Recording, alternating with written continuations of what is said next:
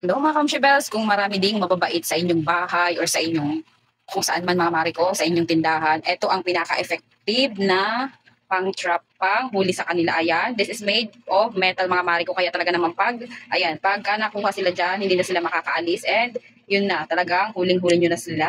So ayan mga mi, napakamura lang and mabilis lamang po itong gamitin. Ayan, bubuksan lang po ganyan and maglalakyan kapag ready na siyang ilagay nyo kung saan dumadaan ang inyong mga mababait. Ayan, mga mi. Mabilis lamang po ang paglagay po ng pain ay dito po. Bubuksan po yan. And then lalagyan nyo mga mi. Ayan. So, ayan mga mi. Napakamura lang. Made of metal na yan mga mari ko. Kaya naman, mabilis lamang pong gamitin. And hindi pa kayo magagastos ng pagkarami-rami dahil reusable na siya. And ayan, washable pa siya mga mi. Pagka may nahuli, hugasan lamang. And then pwede na ulit gamitin. Ganito ang paglagay ng pain mga mi. Ako dito bubuksan. Bubuksan dito mga mamshibels ko. Ayan dito. Ayan.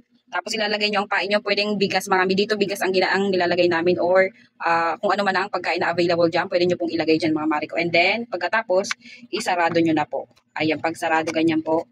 Ayan, close na yan. So, ayan, ready na yan. And then, ibubuksan nyo na siya ganyan. Maglalak siya mga mi. Tutunog yan. Ayan, tutunog kapag nakalak na. And then, ready na para ilagay doon sa dinadaan ng mga nakakabili nito. Must have this one mga mi dahil hindi mo na siya itatapon. Reusable, washable, and mabilis lamang pong gamitin. Ayan.